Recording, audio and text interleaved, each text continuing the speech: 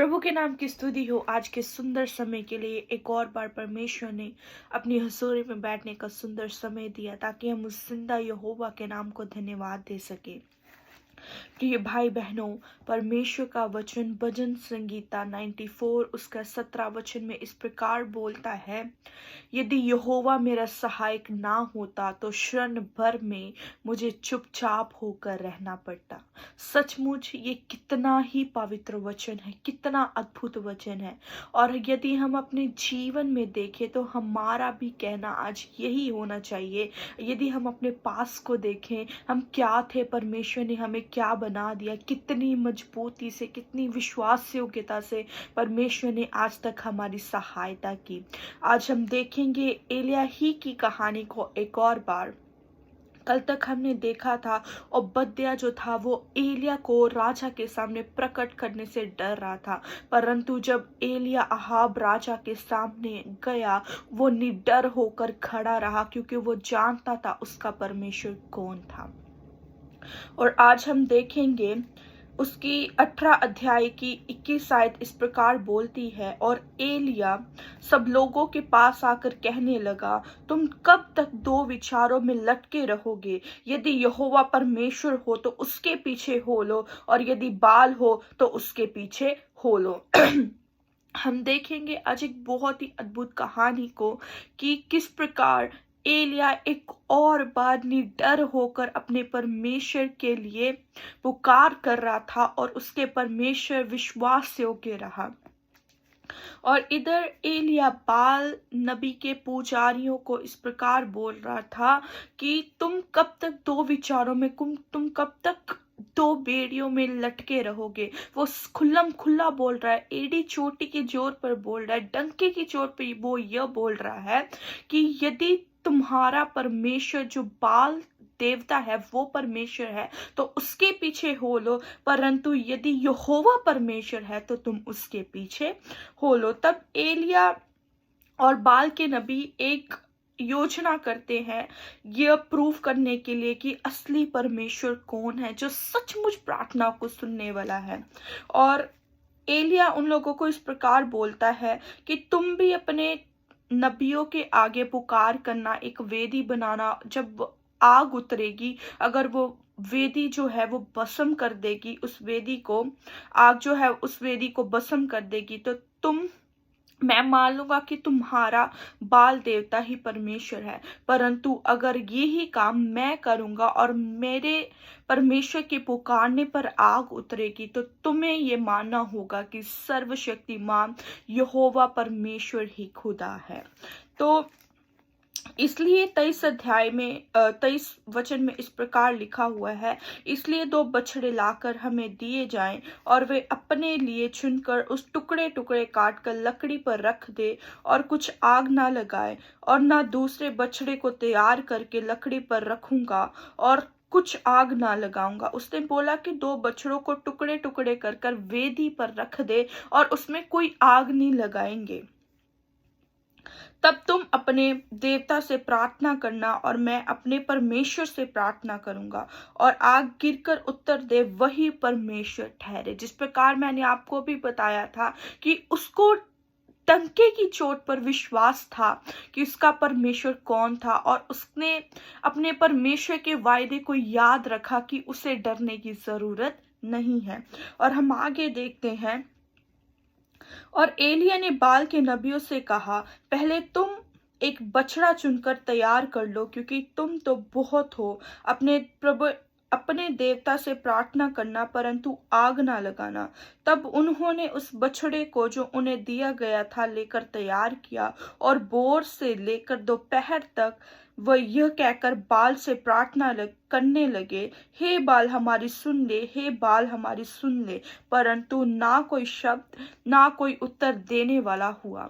तब वे अपनी बनाई हुई वेदी पर उछलने कूदने लगे। ये मतलब कितना ही पावरफुल है कि वो दिन से लेकर भोर से लेकर शाम तक अपने बाल देवता को हे बाल करके पुकारने लगे, परंतु ना ही कोई उत्तर आया। और वो अपनी बनाई हुई वेदी के सामने क्या करने लगे, उछलने कूदने लगे। जब दोपहर को एलिया, ये सबसे बेहतरीन वचन लगता है मेरे को, उसका ठट्ठे बनाने लगे एलिया। वो कहने लगा, वो ऊंचे शब्द से पुकारने लगा कि वह तो तुम्हारा देवता है ना, वह तो ध्यान लगाए होगा ना, या कहीं सो रहा होगा, या कहीं यात्रा पे निकला होगा, तुम उसे पुकारो ताकि वो तुम्हारी सुन ले। परंतु बाल देवता के नबी उसके पुकारते पुकारते अपने आप को भी घात करने लगे। वो अपने आप को इतना मारने पीटने लगे। परमेश्वर का वचन कहता है 28 वाक्य में, उन्होंने बड़े शब्द से पुकार कर अपनी रीति के अनुसार छुरिया और बछड़ियों से अपने आप को यहाँ तक घायल किया कि लहूलुहान हो गए। उन्होंने बाल नबी को पुकारते पुकारते अपने आप को ही घात करना स्टार्ट कर दिया। उनकी रीति थी ये, और वो छुरियों के साथ अपने आप को मारने पीटने लगने, और उनका शरीर लहूलुहान हो गया। वे दोपहर भर भी अपने नबी को पुकारते रहे, वरन भेंट चढ़ाने के समय तक नबूवत करते रहे, परंतु कोई शब्द ना सुन पाए। वो इतना दोपहर के समय तक भी क्या करते रहे, पुकारते रहे, परंतु कोई भी उत्तर नहीं आया। 30 वाक्य इस प्रकार बोलता है, तब एलिया ने सब लोगों से कहा, मेरे निकट आओ। और सब लोग उसके निकट आए, और उसने यहोवा की वेदी जो गिराई गई थी मरम्मत की। फिर एलिया ने याकूब के पुत्रों की गिनती के अनुसार 12 पत्थरों को रखा और उससे वेदी बनाई। 12 पत्थरों से जब उसने वेदी बनाई तो उसमें एक बहुत बड़ा गड्ढा खोद कर बनाया, ताकि जिसमें दो सवा बीज भी समा सकता था। और उसने फिर 4 गड्ढे पानी के भरकर होम बलि पशु और लकड़ी पर उंडेल दिया, और ये इसने 3 बार किया। उसने पानी को पूरा ऊपर तक भर दिया, और जल जो था वेदी के चारों ओर जब बह गया, और गड्ढे को भी उसने जल से भर दिया। हम देखेंगे 36 वाक्य इस प्रकार बोलता है, फिर बेंच चढ़ाने के समय एलिया नबी समीप जाकर कहने लगा, हे अब्राहम, इसहाक और इज़राइल के परमेश्वर यहोवा, आज ये प्रकट कर कि इज़राइल में तू ही परमेश्वर है, और मैं तेरा दास हूँ, और मैंने ये सब काम तुझसे वचन पाकर किए हैं। हे यहोवा, मेरी सुन कि लोग जान ले कि हे यहोवा तू ही परमेश्वर है, और तू ही ने उनका मन लौटा ले आता है। सचमुच ये कितना ही अद्भुत है कि जब उसने वेदी बनाई, उसने गड्ढे को भी पानी से ऊपर तक भर दिया, और उसने जब अपने परमेश्वर से विनती की, हे परमेश्वर, हे अब्राहम, हे याकूब और इज़राइल के घराने के खुदा, ये तू आज इनको प्रकट कर, इस बाल देवताओं के नबियों को तू प्रकट कर कि हाँ तू ही परमेश्वर है, और तेरे ही से वचन पाकर मैं ये सब कुछ कर रहा हूँ। और उसने बोला, हे परमेश्वर, मेरी सुन कि लोग जान ले कि यहोवा तू ही खुदा है, तू ही परमेश्वर है, और उनका मन लौटा ले आ। और जब हम 38 में पढ़ते हैं तो इस प्रकार लिखा हुआ, तब यहोवा की आग आकाश से प्रकट हुई और होम बलि को लकड़ी और पत्थरों और धूल समेत भस्म कर दिया।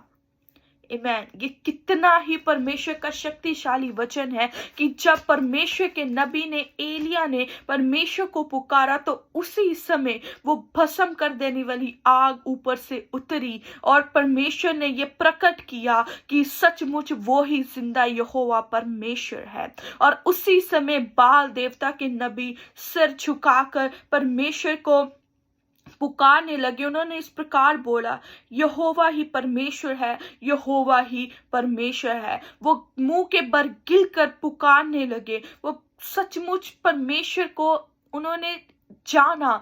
परमेश्वर ने जब अपने आप को प्रकट किया तो उन्होंने सचमुच जाना कि वो ही यहोवा परमेश्वर है, जो अपने बच्चों की पुकारों को सुनने वाला है। तो सचमुच प्रिय भाई बहनों, अवस्था जैसी भी हो जाए, परेशानियां जैसी भी हो जाए, आपको डरने की जरूरत नहीं है। ये जानो कि तुम्हारा सच्चा परमेश्वर तुम्हारी हर एक पुकारों को सुनने वाला है। परेशानियां जैसी भी हो, अवस्थाएं जैसी भी हो, परंतु जब आप अपने परमेश्वर को बोलोगे कि परमेश्वर तू हमारे लिए प्रकट हो, तो तुम्हारा परमेश्वर तुम्हारे लिए प्रकट होगा। जिस प्रकार एलिया निडर होकर अपने परमेश्वर के नाम में खड़ा रहा, मैं आप सबको बोलना चाहती हूँ, आप भी डरो मत। अगर आप अपने परमेश्वर के नाम को फैला रहे हो, जितना मर्जी परसिक्यूशन आए, जितना मर्जी सताव आए, विश्वास योग्यता के साथ, विश्वास के साथ, दृढ़ विश्वास के साथ खड़े रहो,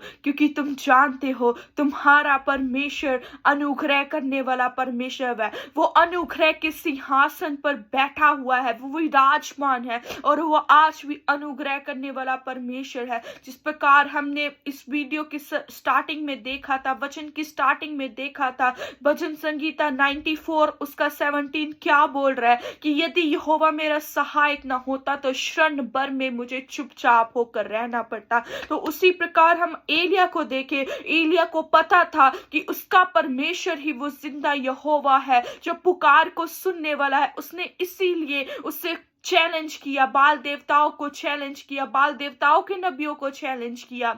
और आज हमारा भी यही होना चाहिए कि हमें इतना दृढ़ विश्वास होना चाहिए कि यदि हमारा परमेश्वर ना होता हमारा सहाय, तो हम क्षण भर में हमें चुपचाप होकर रहना पड़ता। यदि एलिया भी ऐसा ही कर सोचता होता कि पता नहीं ये होगा नहीं होगा, परंतु उसे दृढ़ विश्वास था कि उसका ही यहोवा उसका सहायक है और उसे चुप होकर नहीं रहना पड़ेगा। प्रभु आप सबों को बहुत से आशीषित करे, और विश्वास रखो कि आपको डरने की, घबराने की जरूरत नहीं है। तुम्हारा परमेश्वर वो एलिया का खुदा है जिसने एक क्षण में, उसके पुकारने पर ही उसी समय स्वर्ग से आग को भेजा, और उसने सारी वेदी में जितने पत्थर थे, लकड़ियां थी, भस्म कर दिया। प्रिय भाई बहनों, दृढ़ चट्टान की तरह परमेश्वर में मजबूत बने रहो, और बार बार मैं आपको बोलती हुई याद रखो